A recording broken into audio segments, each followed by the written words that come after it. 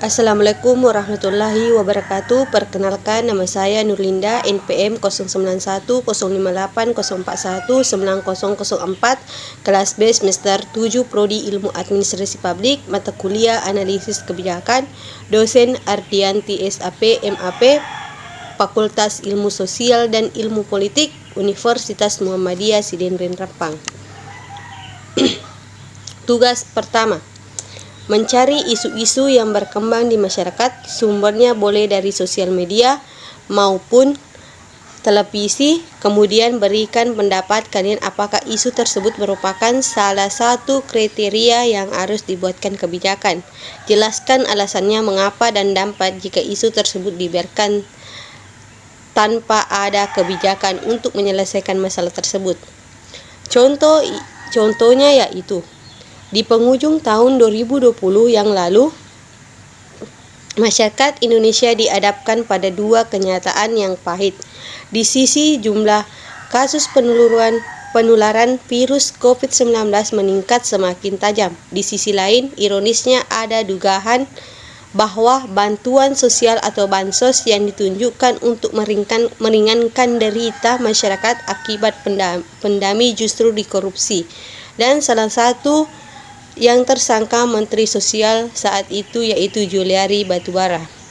Berbagai laporan dugaan penyelewengan bansos pandemi juga telah diterima oleh aparat penegak hukum di berbagai daerah di Indonesia.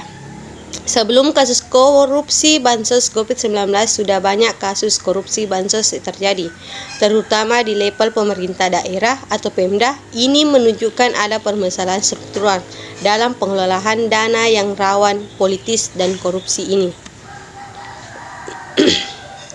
Masalah dalam pengelolaan bansos merujuk pada peraturan-peraturan yang berlaku. Bansos secara sederhana adalah pemberian uang, barang, dan jasa oleh pemerintah pusat atau daerah kepada individu, keluarga, kelompok, atau masyarakat guna melindungi masyarakat dari kemungkinan terjadinya risiko sosial.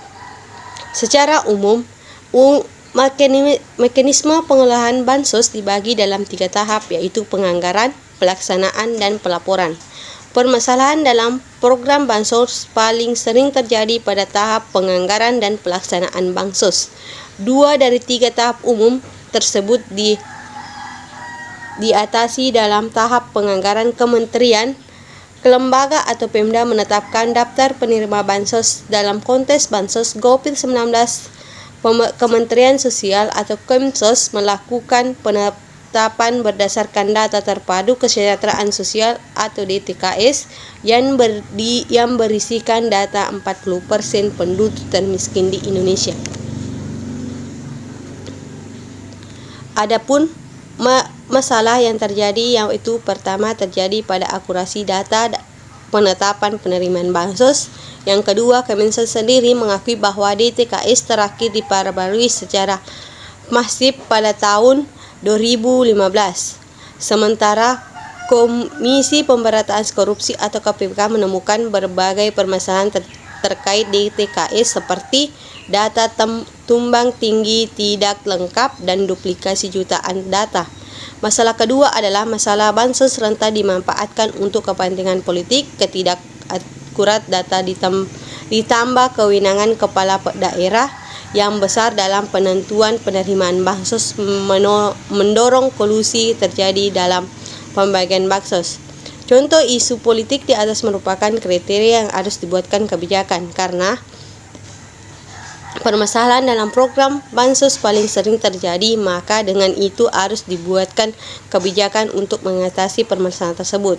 Dan adapun dampaknya yaitu korupsi, bansos COVID-19, dan kemiskinan, dan terjadi pada akurasi data, acuan penetapan penerimaan bansos, dan juga rentan dimanfaatkan untuk kepentingan politik. Sekian dan terima kasih. Wabillahi taufiq wal hidayah. Wassalamualaikum warahmatullahi wabarakatuh.